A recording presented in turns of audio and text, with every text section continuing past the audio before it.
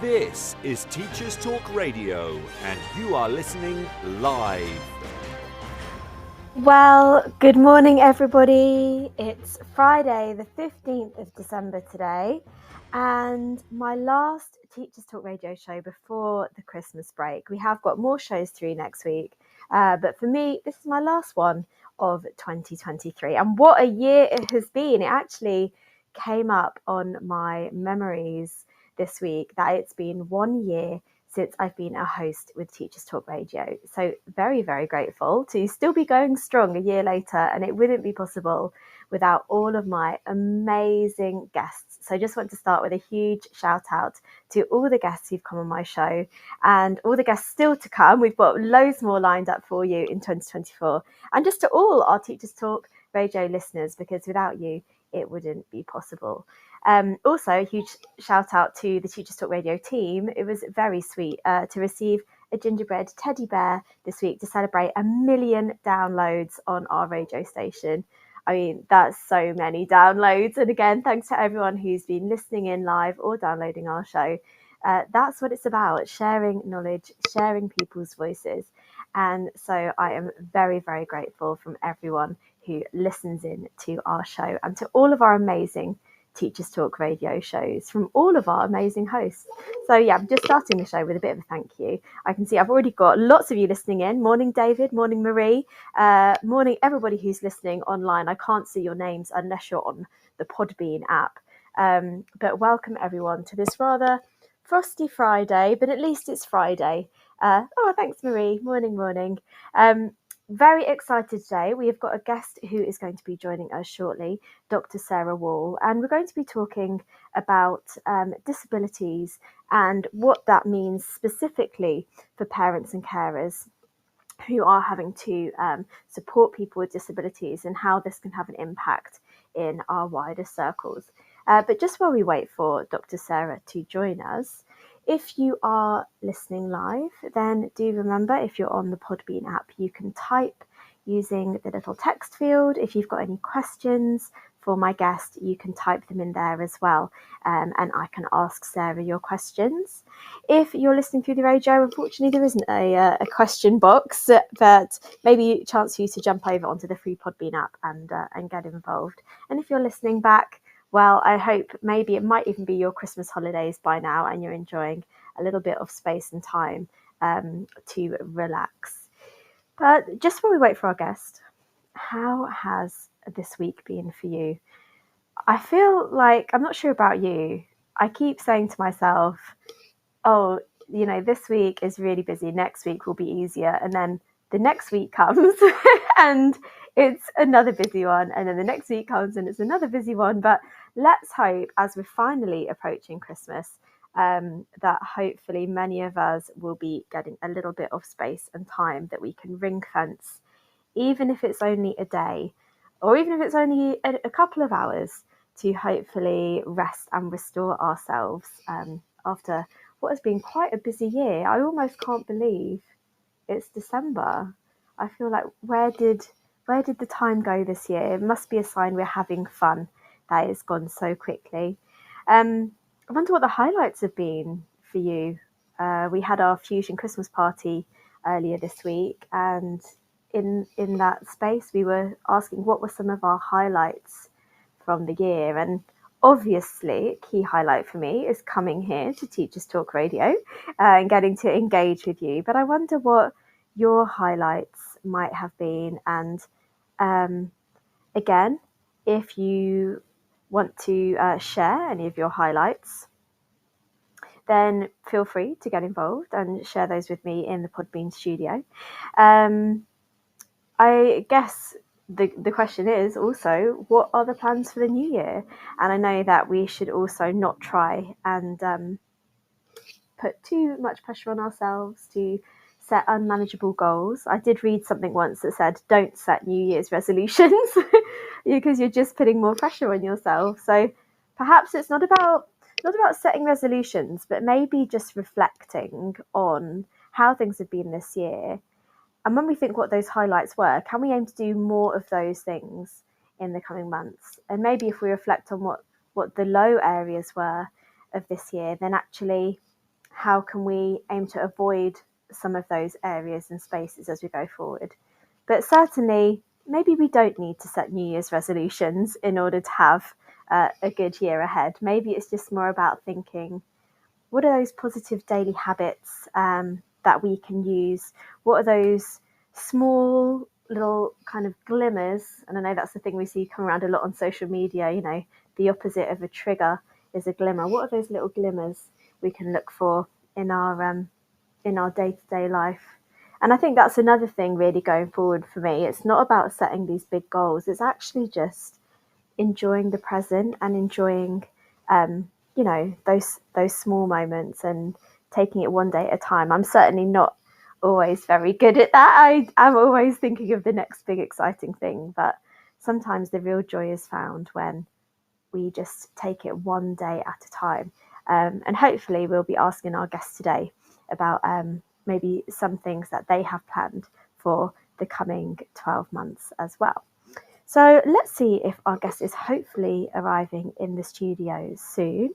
I can see lots of you joining us here. Morning, James, who's listening in. And hopefully we've got a very special guest, Dr. Sarah Wall, who will be joining us very, very soon as well. I wonder if any of you have got any snow today. I heard rumours that there might be snow coming this weekend. I'm off to see Father Christmas tomorrow. I'm hoping that I'm going to be on the good list. And, well, I'll let you know what he says after I see him tomorrow. But, yeah, I wonder if you have got any nice things you're hoping for this Christmas. Certainly my children have been asking for a few unusual gifts, and I'm hoping that they'll be on the good list. Again, I can't believe it's really not that long to go. I think someone said that it's only 10 days till Christmas. I'm not sure if that's correct. I'm just going to check out and help our guest with logging in. Oh, James has told us it's hot in Australia today. James, I can't imagine that you're out there somewhere wearing maybe shorts and flip-flops. I cannot accept that as I sit here with a jumper and a scarf and fur boots. But you enjoy that today, James. And what I'll do, just while I step out to help our guests, I'm just going to start by playing the news. So sit back and relax. And here is our 6-minute news item for today's show. This show is brought to you in partnership with John Catt Educational, publishing professional development books and resources to support great teaching and learning in schools around the world. Have you checked out their latest releases? Use the code JCTTR2324 for 20% off your order. Don't miss out. Visit johncattbookshop.com to explore their full range of titles and advance your own professional development today. Happy reading. Bet UK is empowering the everyday wins, cheeky grins, big conversations, budding aspirations. Our goal? To make EdTech accessible and teaching exceptional. Join the global education community on the 24th to the 26th of January 2024 as we make education better together. Tick it off your Christmas list today. Get your free ticket before the 13th of December deadline. Visit www.uk.betshow.com/visitor-registration.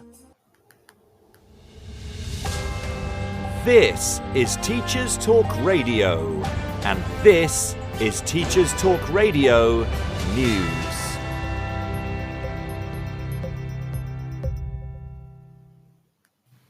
The inquest into the death of head teacher Ruth Perry has ruled that an Ofsted inspection contributed because it lacked fairness, respect and sensitivity and was, at times, rude and intimidating. These are the comments from the senior coroner Heidi Connor, as reported on the BBC News website. Mrs. Connor went on to express concern about the impact the inspection system can have on school leaders. This is the first time Ofsted has been listed as a contributing factor in the death of a head teacher. The coroner also issued a prevention of future death notice, a report that aims to stop similar situations arising again. Anyone who gets such a notice has 56 days to say what they plan to do to mitigate the chances of deaths happening. Education unions, Ofsted Chief Inspector Amanda Spielman and Education Secretary Gillian Keegan have all released statements following the inquest. These can be found across media outlets.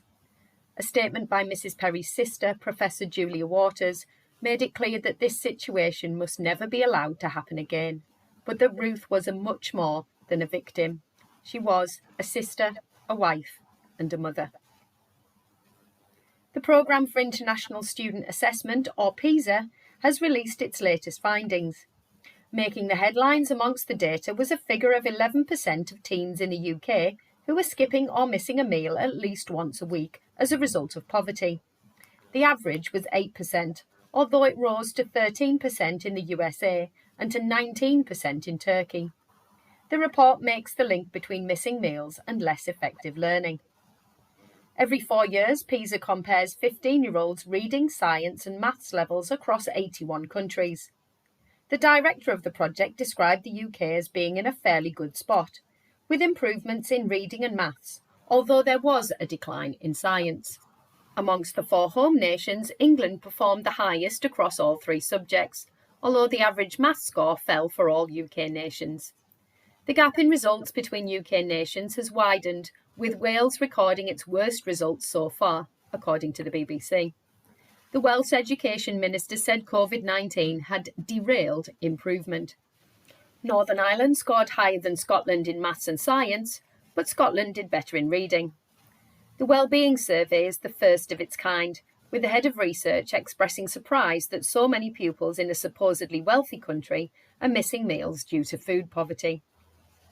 Another survey, this time by the British Council, has also seen its results released. They asked just over 2,000 pupils at the end of their first year of secondary from across the UK about modern foreign languages. The results showed that only 20% planned to study a language at GCSE. The numbers of pupils taking modern foreign languages has been in decline in recent years. Whilst 73% of those taking part in the survey said children should have the chance to learn a language, and 46% said they enjoyed language learning, more than 1 in 4 said that they did not plan to take the subject at GCSE level or beyond. Nearly 9 out of 10 said they did not think it was very likely that language would be necessary for their future career. Finally, writer and poet Benjamin Zephaniah passed away on the 7th of December at the age of 65. He had been diagnosed with a brain tumour 8 weeks ago. Zephaniah had 14 poetry collections and 5 novels published over the years. He openly discussed his difficulties with learning to read and write, leaving school at 13 and his diagnosis of dyslexia. His first book was published in 1980, and he described himself as an angry young man who had an outlet through writing. He said that using writing as expression had saved his life. This has been your Teachers Talk Radio News with Jo Fox. This is Teachers Talk Radio, and you are listening live. Welcome back, everybody. A lot going on in the news there, lots of really important stories. And also, Benjamin Zephaniah, such a shame to hear about him dying. My son actually read his poem, Talking Turkeys, in his Christmas service this week, and it just felt extra poignant, you know, really to not just celebrate Christmas, but celebrate such an amazing poet as well. So lots to think about in the news. And the good news is that while the news is playing, our guest is here. Good morning, Sarah. I saw you can hear sneaking. me. I can hear you. It's a Christmas miracle. Hey, hallelujah. How are you, Sarah? You okay? I'm very good now. I've managed to get around the technology. Yes. Yeah, absolutely fine now. Yay. Well, don't worry. You know, we always have a bit of a niggle in our technology, but you're here and that's all that matters. So welcome, and welcome everyone else who joined in the meantime. I can see Lucy's here. Good morning. So lots of people listening in. And so without further ado, Sarah, just to explain, we played the news while we waited for you to enter our studio. So we've just got the next kind of 45 minutes to snuggle in and have a chat, if that's okay. That's fabulous. Thank you so much for asking me. It's great. Brilliant. Wonderful. So, for everyone who's just joining us, I am very excited to announce our special guest today is Dr. Sarah Wall. Sarah is joining us today from Anglia Ruskin University, but she is so many things and has so much experience. I think it serves me best just to hand over to Dr. Sarah to maybe to begin. Sarah, are you happy to just talk us through your education journey from start to now? Is that okay? Yeah, absolutely. So I started out my life in a middle school as a pupil myself. And I had this amazing teacher called Mavis, who was a drama teacher. And she spoke fluent French. And she was just an amazing human being and had really, really long hair that she could sit on. And when I was 9, that was who I was going to be. I aspired to be Mavis. And so I went through my school career and became a teacher. That's what I wanted to do. I never, ever wanted to do anything else, really. And I started in middle school. I worked with children there with special educational needs and disabilities, and became a Senko because I became so interested in that area. And then I particularly became interested in some of our children and young people who have behaviour that challenges. I say that way round on purpose rather than challenging behaviour, because I do believe that their behaviour is what challenges us rather than the other way round. And so then I decided I wanted to really, really specialise in that area. And I became a specialist teacher for social emotional behavioural difficulties, it was called then, now social emotional and mental health. And yeah, I've never looked back really from there, because then it became my life. I really focused upon it, and then ended up where I am now, which is lecturing at Anglia Ruskin. I also do some work for the University of Birmingham. And I do some work for external universities up and down the country, really, and been lucky to be asked to talk, in some really interesting places too. So yeah. Wonderful. And here on Teachers Talk Radio as well. And here, absolutely. The highlight. We're so happy you're here. What a nice way to end our year. You're my last guest of the year, Sarah, so I'm super excited. I'm your Christmas present. Yeah, you are. Honestly, when I saw you enter the studio this morning, that's me done. I don't need anything else. So thank you so much for sharing that. And that sounds a really interesting journey. And thank you, Mavis. I mean, I hope Mavis is listening.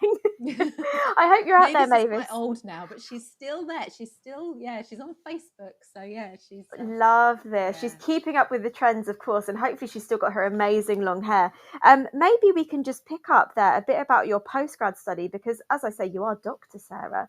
What was your dissertation? What was your thesis on, Sarah?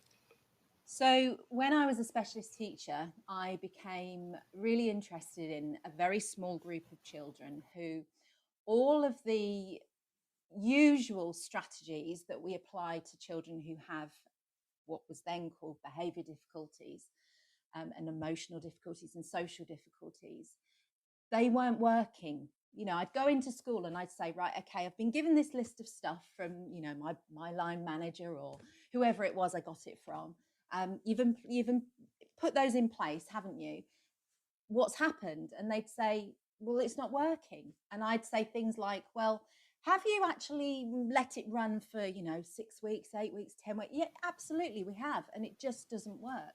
And so I was like, well, why? Why is this not working? Why is the normal stuff not working?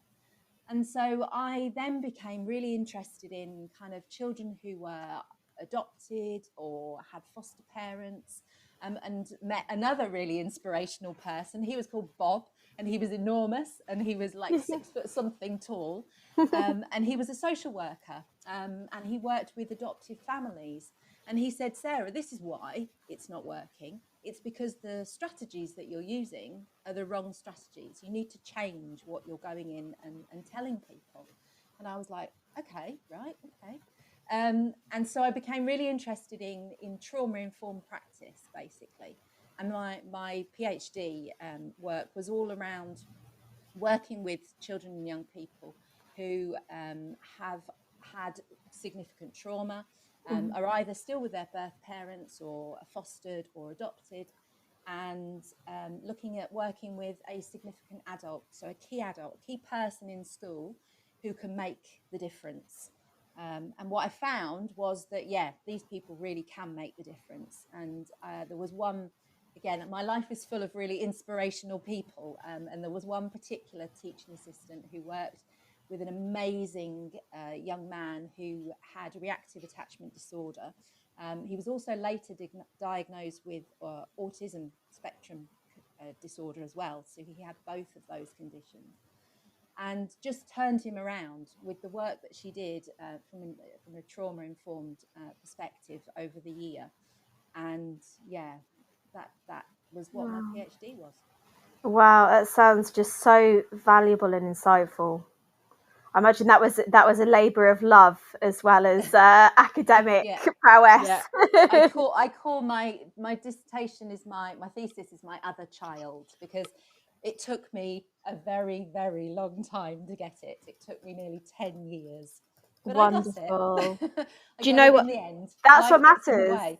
Exactly. And it's the fact that you finish it. I don't think it should matter how long it takes. Like, becoming doctor is it. You've done it, and just huge congratulations to you. Thank you. It's wonderful. And yeah, really interested to hear about that, because obviously I think, as you know, Sarah, one of my 3 children is adopted, and yeah, really, really interesting where you look at how in education that is still maybe not fully understood. A quick anecdote: I was pulled in to talk to my child's teacher earlier this week. They said, "Oh, Mrs. Gibson, can we have a quick word?" And I said, "Oh yeah." And they said, "We were making Christmas decorations today, and your child ate the glue stick, and we had to fish sequins out of their mouth." And I just looked at them and I was like, "Okay." And they were like looking at me like I'd have any kind of shock, or I was like, no, like, okay, if you knew what my child's been through, them eating glue stick, like they're probably just like self-regulating. And I just felt like, you know, I just said, okay. And I said, "Don't worry, I've got a cake in my pocket for you." And we went home. But I was like, this doesn't shock me. And we need to understand that actually these young children, or, you know, people at any age with any trauma, need to find ways to regulate. And we're lucky if we don't always understand how those behaviors manifest. You know, I'm lucky I've never felt the need to eat a glue stick, but if that's what my child needed at that time, like, well, also sorry, because I know glue sticks are like gold dust in school. I was sorry for that. I might have to buy the teacher a glue stick at the end of term. But no, amazing. I would love to read that. I'll have to have a read of your thesis, please, Sarah, sometime. I would love that. If you have insomnia, I would suggest doing that, yes. So the next question, and I think this is a really good one to start with, is to really tackle what today's show is all about. So the title we came up with is Associative Disability Discrimination. There are a lot of big words for Friday. Supporting parents and carers. So I was going to ask you really why you're so passionate about this area. I think you've touched on that, but maybe if you could expand, and also maybe just briefly, because we'll dig into the nitty gritty of it in a minute, but maybe briefly define, what does this mean, associative disability discrimination? So I think, to kind of answer the first bit there around why I'm so passionate about it, is, you know, you've just mentioned your own family. We're not we are an idiosyncratic family ourselves. You know, we have had our ups and downs.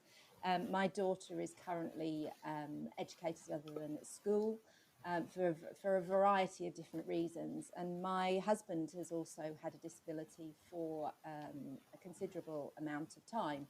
And that's really why that, I suppose, alongside my interest in schools and pupils and children and parents and carers and all of that, is why I'm so passionate about this, because I constantly, as a parent, as a wife, myself, as a person in my own right, come up against things where if you don't fit into the norm, and I use that in inverted commas, but you can't see me doing that, life can be quite tricky. Life can be quite challenging. And so that's why I'm really passionate about it. And that's why I've got quite interested in the whole kind of legislative side of it as well. But in a nutshell, associative disability discrimination is where someone is treated unfairly due to their association with someone who has a disability. That is the kind of definition. So it's not the person themselves who has that disability, but they are associated with somebody. So, for example, my husband, who has a disability, I am associated with him, therefore that's associative disability discrimination.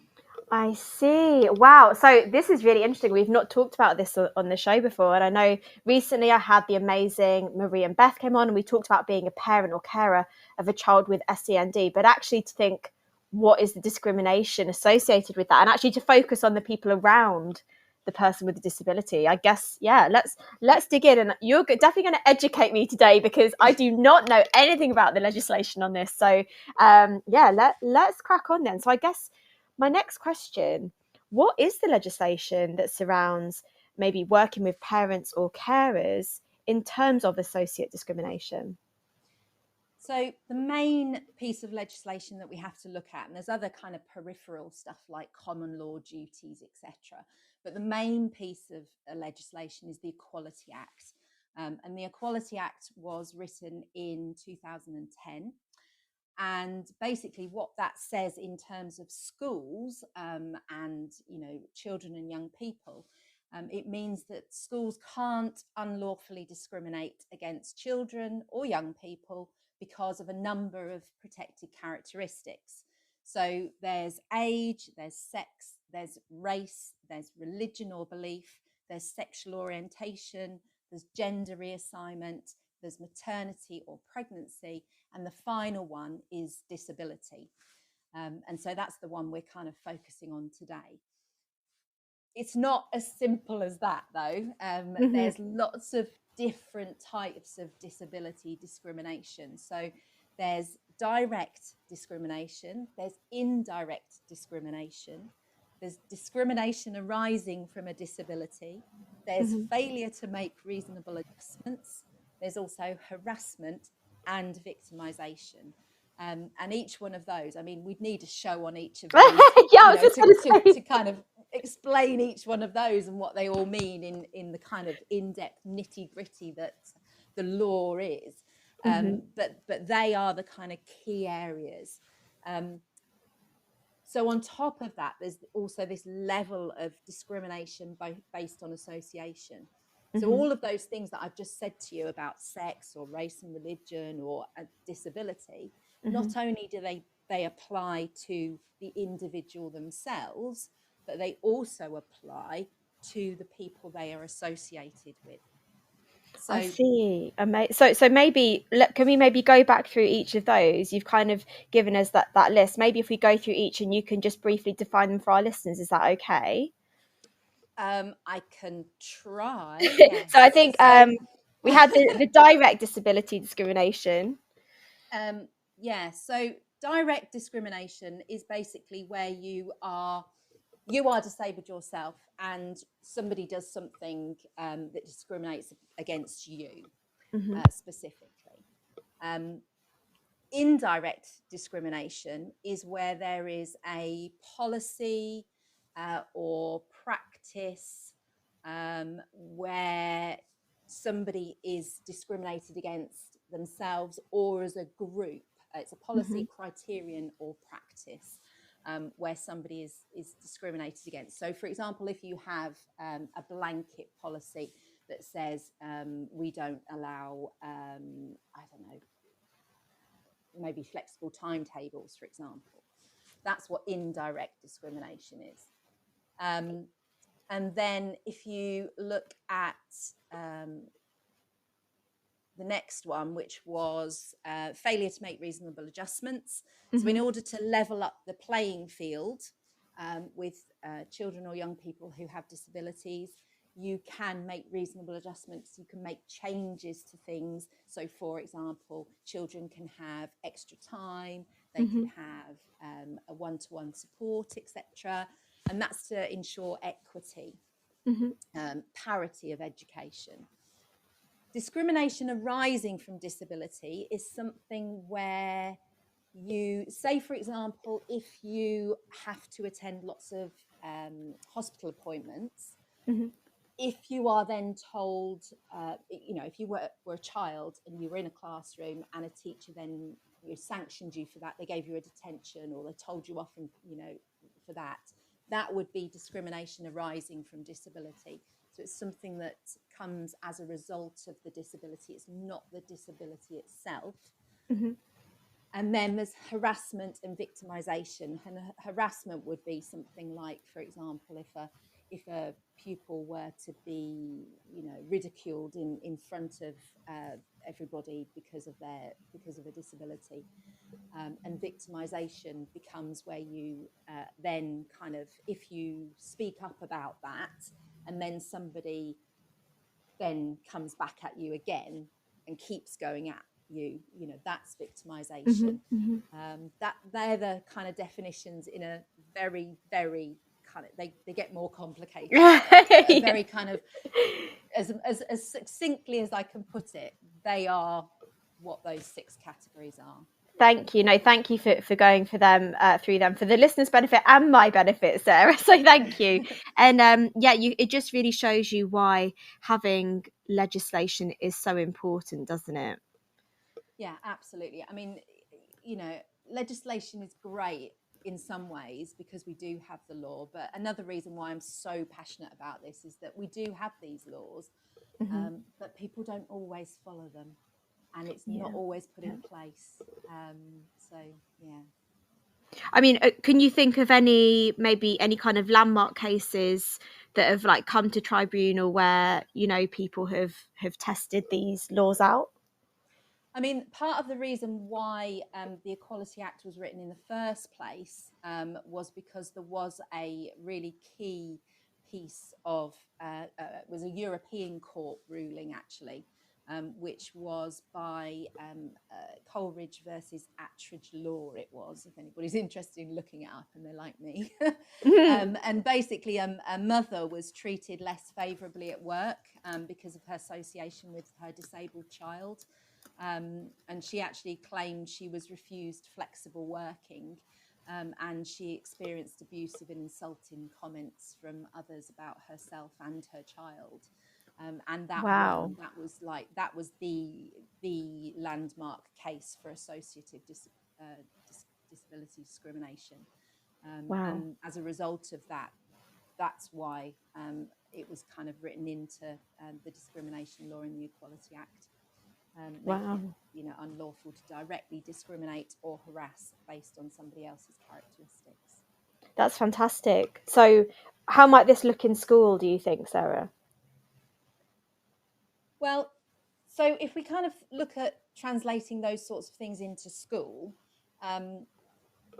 things like requesting flexible timetables. So, for example, if a child were a young carer and they had disabled parents or carers, and that meant that they had to be, their carers in the morning, for example. Perhaps they needed to help them get up, get breakfast, whatever it is.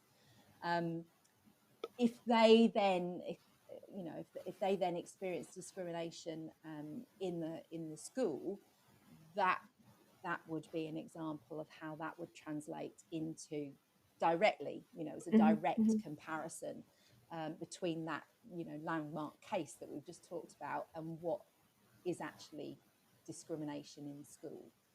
I mean, there've been loads of court cases, and specifically, unfortunately, in relation to harassment. Oh gosh. The Equality and the Human Rights Commission did a piece in 2013, and they actually came out and said, treatment of disabled people is, such treatment as that, being harassed, etc., is just commonplace. And they found, that people were ridiculed, people were victimized. It's not something that happens rarely. It's something, unfortunately, that does happen quite a lot. And I can think back to examples of, where teachers I've known have interacted with individual children, and that could be termed as harassment or victimization, and so it's kind of commonplace, and those That ideas of kind of go on. Yeah. No, I was just going to say that's quite worrying, isn't it? Because you think they're working out as commonplace from the people that have actually stood up and said something, but presumably on top of all those numbers that we have got recorded, Absolutely. there are people that haven't spoken up. So actually, it's probably even a bigger problem than we know. Absolutely. I mean, it's not, I'm not talking directly about schools here, for example, but, we know in employment law, for example, the number of people that go to tribunal is much, much reduced from the number of people who have issues and who raise those issues.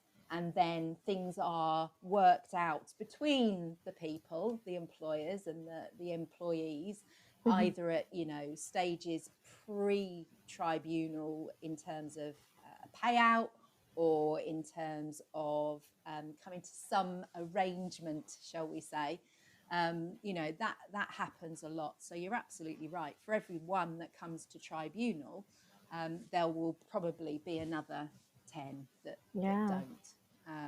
And that kind of power imbalance is quite interesting, isn't it? Because as an adult, you feel like you've almost got quite a lot of power, but when we talk about children, or young people, that's another matter, isn't it?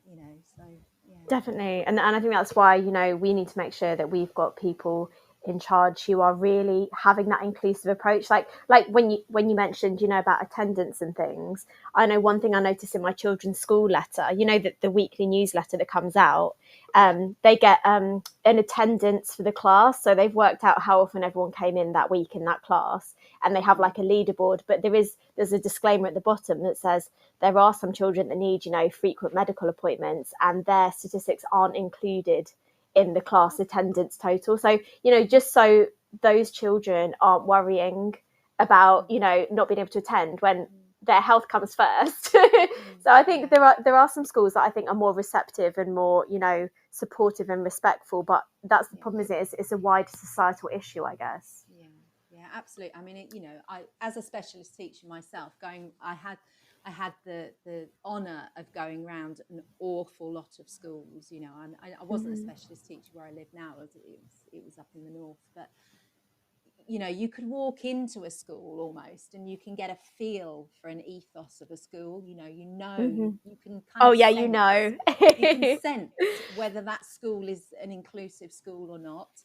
And there are, for every school that isn't, there's also a school that is marvelous. And I had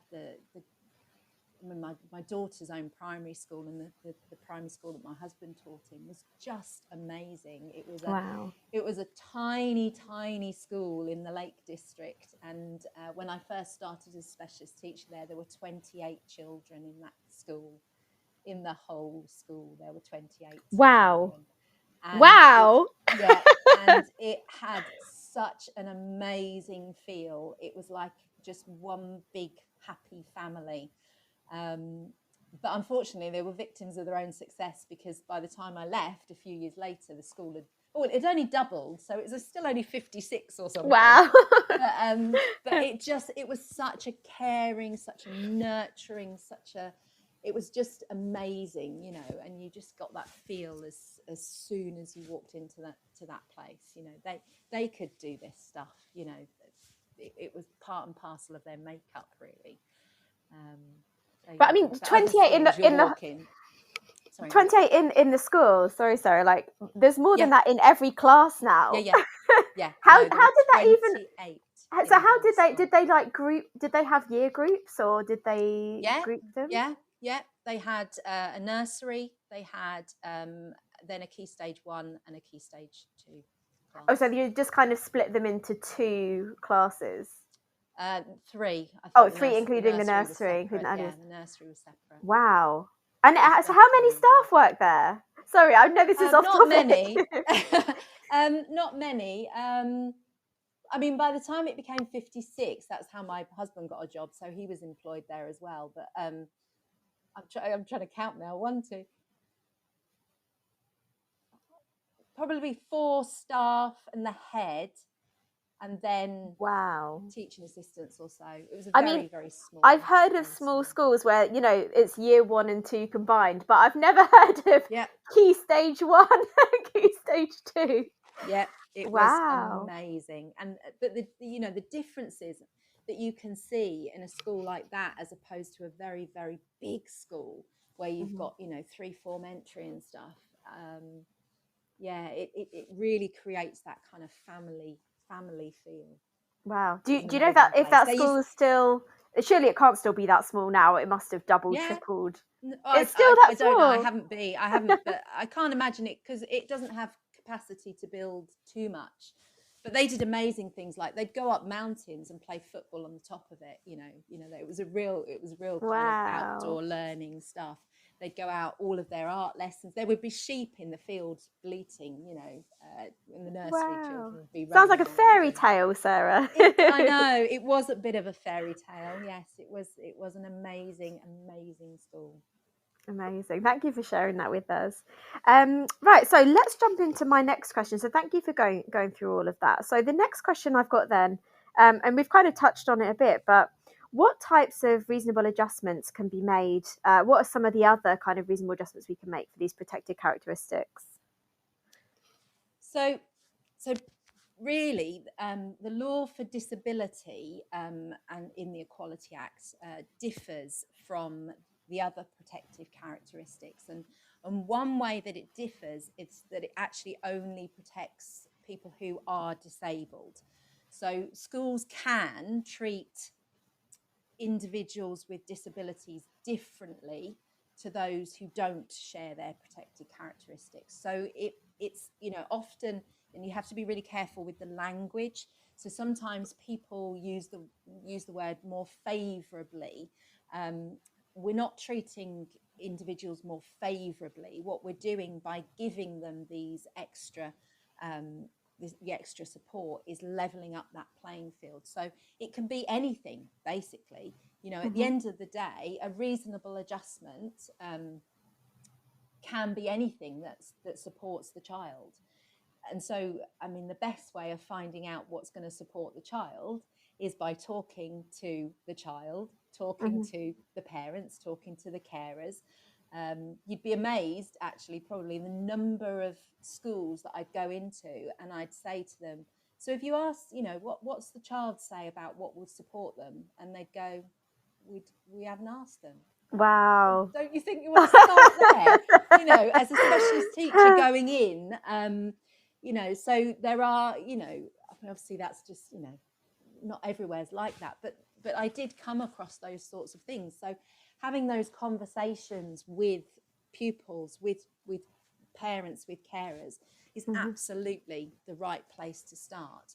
And if they say something's going to help them, then, you know, putting those things in place would be, you know, the most sensible thing. But I mean, there's general things like giving extra time in exams, for example, providing accessible resources, adjustment of behaviour policies is a big one in my kind of field, you know, and all that kind of one-to-one support, anything that's going to support them to achieve that kind of equity of experience. And schools are very used to doing those sorts of things. So it's the kind of other things, when we're talking about associative disability, that we need to then kind of widen it. It doesn't specifically say, the legislation at the moment, although things are always evolving, so it might do in time, but the requirement to make reasonable adjustments for associative disability doesn't actually, it's not there in the legislation. But it does say that it's discriminatory to treat people less favourably because of their association with those who have a disability.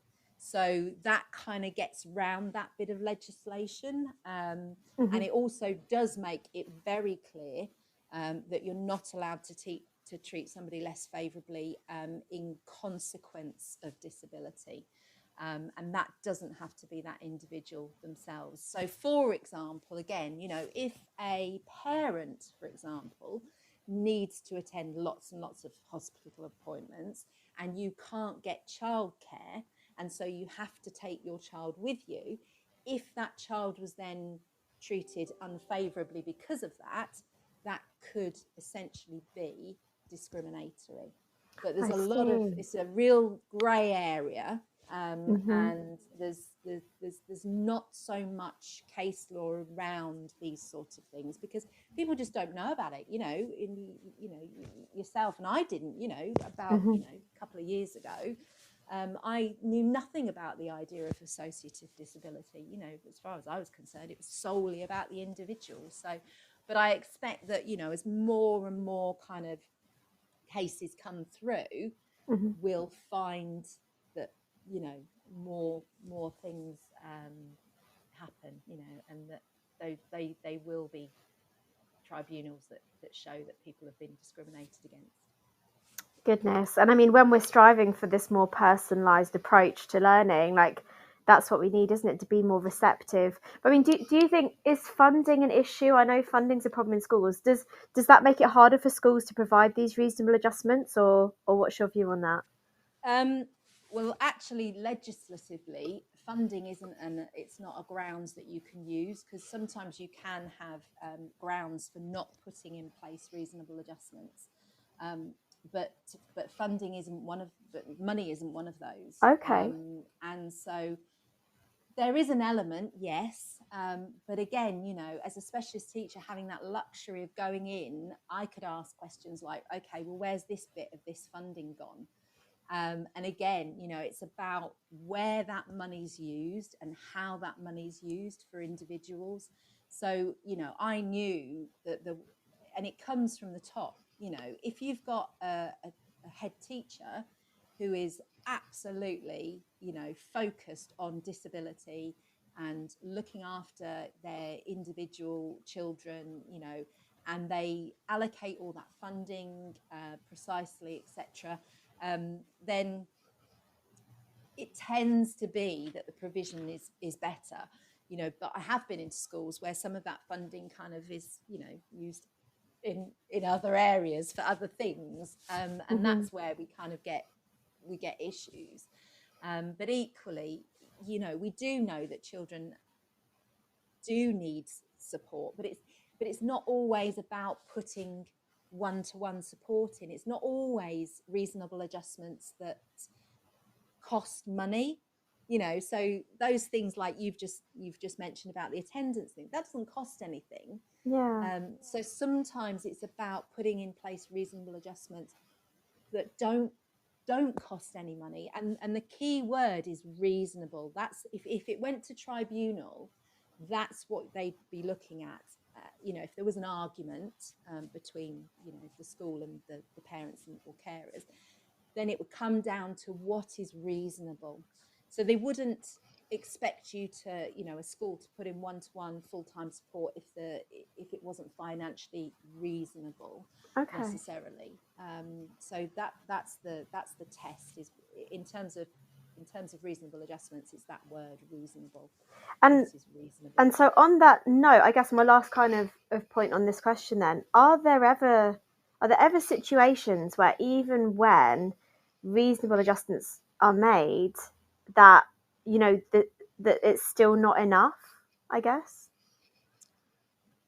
Like, I suppose Yeah, well, sometimes we often have children who are in mainstream school, for example, where you've put in, because the reasonable needs to be reasonable for that school.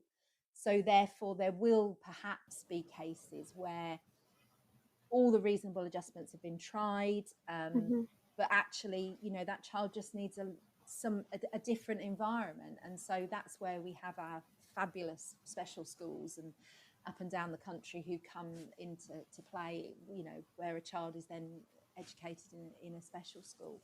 And equally, going on from special school as well, sometimes it doesn't work in a special school. So children might go to a residential school, we have some fabulous trauma-informed, for example, schools up and down, residential schools up and down the country, who provide for our children with extremely high needs.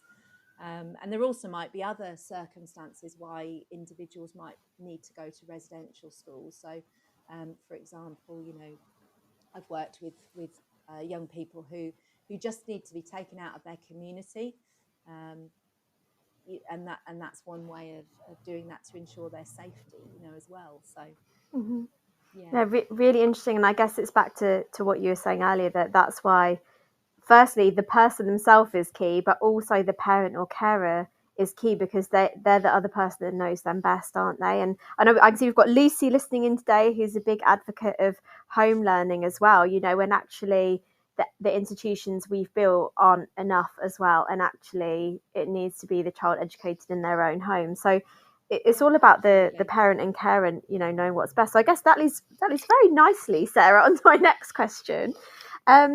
What does best practice tell us about working with parents or carers? Okay, so I just really want to put this shocking statistic in to start with, because there is an enormous amount of brilliant practice up and down the country, I don't doubt. But in terms of special educational needs and disabilities, which is kind of what we're talking with, even that itself, the individual child themselves, in 2022, there were 13,658 tribunals brought against schools and local authorities. And that was, wow.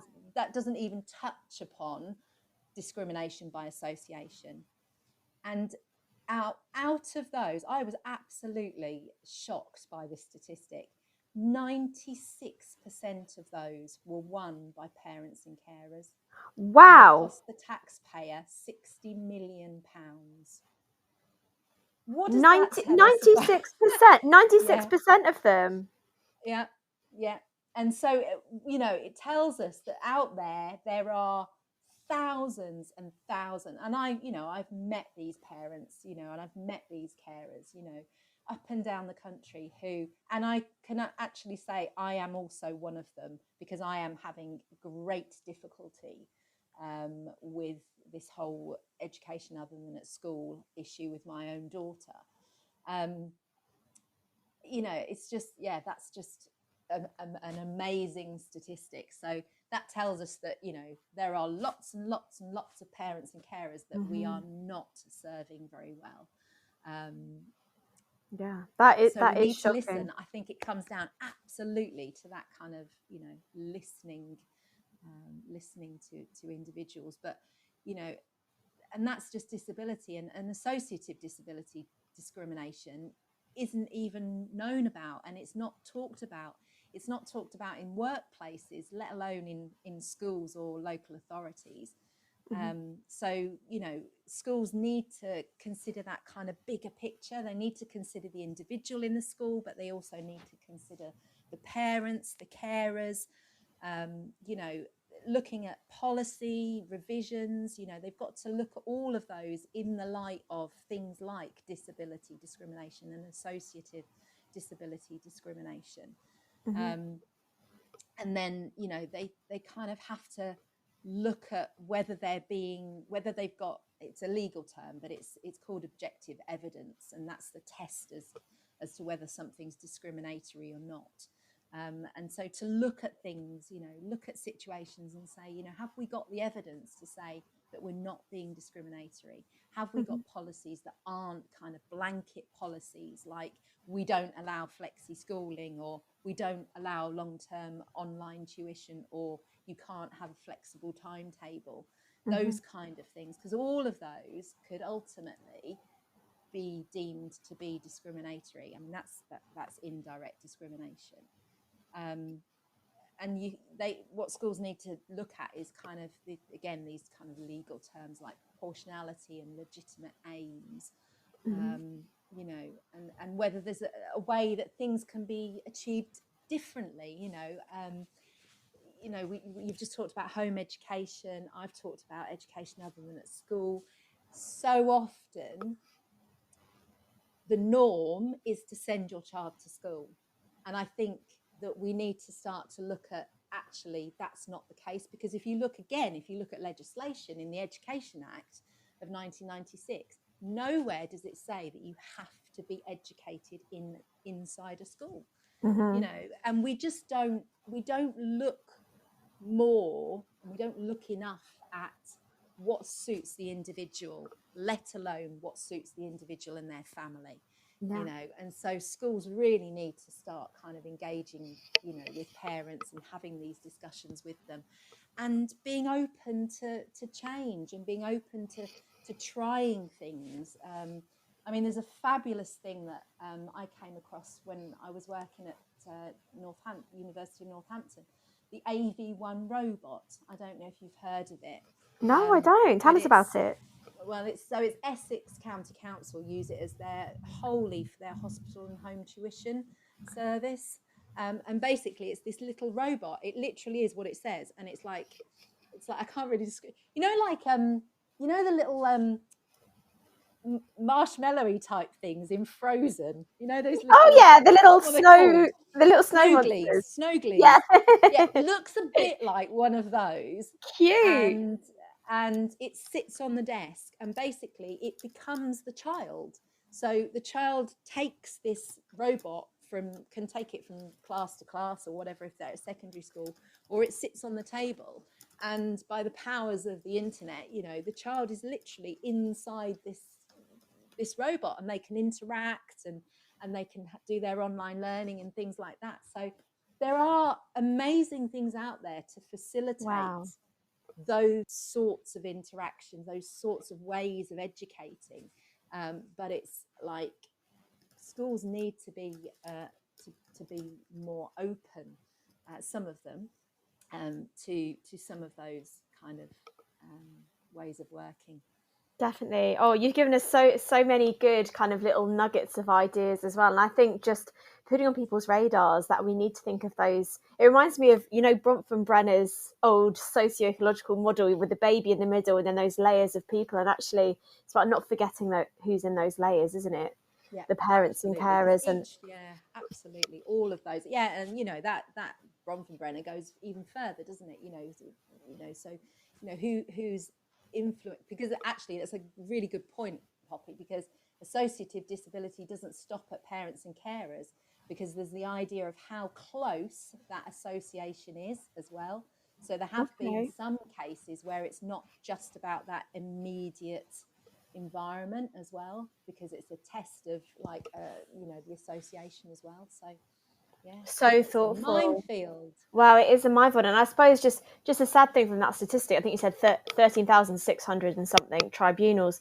The fact that these parents or carers who must already be at capacity, you know, supporting their loved ones who have SEND of varying degrees, are then having to go through the stress of a tribunal just seems so wrong, doesn't it? Yeah, like we absolutely. need to do better than that. We shouldn't be getting to that point that people are needing tribunals. Like let's try and not do that. Yeah, absolutely. Gosh. It is just that mindset of not having, like, schools are very rule based. You know, we have this rule, we have, you know, we must do this and everybody must do the same. And it, you know, we've just got to get out of that mindset, because not everybody's the same. You know, we're not, you know, not every child's the same, not every family's the same. Yeah, and it does cause enormous stress for parents and for children themselves, you know, as well, you know. Yeah, exactly. And that's why, yes, just thank you. So we've got 2 minutes to go. Just want to thank you for actually just coming on and opening up these conversations and educating me as well, because that's what we need, isn't it? Just to talk more openly about these more difficult, more uncomfortable parts of being human, and not being afraid to look at solutions together, isn't it? Yeah, absolutely. You're very welcome. I've thoroughly enjoyed it. Thank you for having me. We have loved it. We have loved it. So Sarah, in the final minute, I've just got 2 more questions, but they're not about big topics. Okay. I just wonder briefly, what's something you're looking forward to in the new year, Sarah? Oh gosh, that's a hard one. I don't know, Poppy. That's probably the hardest question you've asked for the whole time. A holiday? No. Yay! Yeah. Well, I have got a holiday booked, but Oh, where are you going? Tell us. Tell us. Well, not soon. I'm going to Italy, but it's not till that's a way off.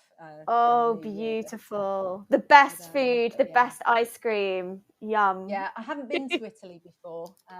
Oh, where are you I've kind of going? passed through, but I've never really spent any time there. So Do you know that's where you're on the going? Which list. city? Or It's about 2 hours from Rome. beautiful. So it's called. It's a very little and quite unknown part of Italy, I believe. So. Oh, that's the best. Get off the beaten I'm sure track. I do lots of holidays, so I'm sure I'll get another one in before that as well. I did think about going to Australia for 2 months and to get the summer sunshine, because I don't really like winter anymore. But Oh wow! Well, we actually had James on at the start of the show saying that it was hot in Australia. So yeah. even this time of year, I'm not a fan of the cold. It must be my age. you're a fan of you're a sun worshipper, are you, Sarah? Yeah, definitely. Lovely. And final question. If anyone wants to get in touch with you or contact you, is there anywhere they can connect with you, such as LinkedIn, for example? Yeah, well, I'm on LinkedIn. I'm on Twitter. Contact me at Anglia Ruskin via email. Yeah, absolutely. Fantastic. Any of those ways. That's wonderful. Oh, Sarah, it just remains for me and from all our listeners to say thank you so much for giving up your time on a Friday, and just to wish you a very Merry Christmas. And yourself, have a lovely time, Poppy. And thank you very much for having me. Thanks, Sarah, and so glad we got to have this chat today. Thank you. Take care. Bye. And to everyone else listening, thank you for joining live today. I can see loads of you here in the studio and online. Morning West, I can see you've just joined us from America. I wish you all a really amazing break. This is my last show until January. So signing off officially at the end of an amazing year. Don't worry, I will be around on X and Insta, so come join me there. But just wishing you all an amazing Christmas break. Make some time for you. It's not selfish. It's essential. So please do it, even if it's just a hot chocolate with squirty cream, which I'm going to go and get right now after the show. But wishing you all the best, and I'll be back with you in January. Take care. You've been listening to Teachers Talk Radio. Tune in live and listen back at ttradio.org. We look forward to hearing from you next time on Teachers Talk Radio.